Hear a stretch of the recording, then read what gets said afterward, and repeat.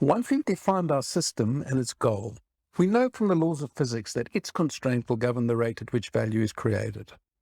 Welcome to the Systems Thinker, a video series to help you know the whole, focus on the constraint, and reach your goal. Knowing that the constraint governs the rate of our system's value creation, and assuming you want to maximize the amount of value it can generate, the first order of business is to find its constraint. It's likely the case that if you have never used the theory of constraints in earnest, correctly finding a constraint will be no trivial matter.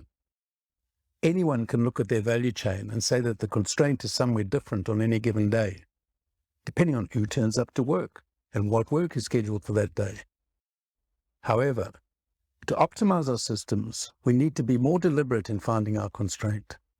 Indeed, we should use the word find in the sense that it has the connotation of a design exercise.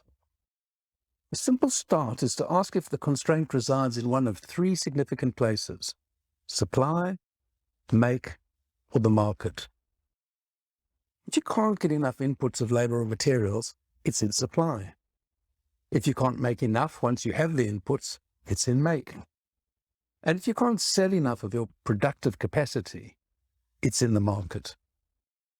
Finding the constraint means you've found the point of maximum leverage for system performance. My course for systems thinkers explores how we can come to fully understand and exploit the power of knowing how to find your system constraint, and how knowing this can contribute significantly to delivering consistently high performance results over the long haul. To learn more and experience what I mean, click the link in the comments below.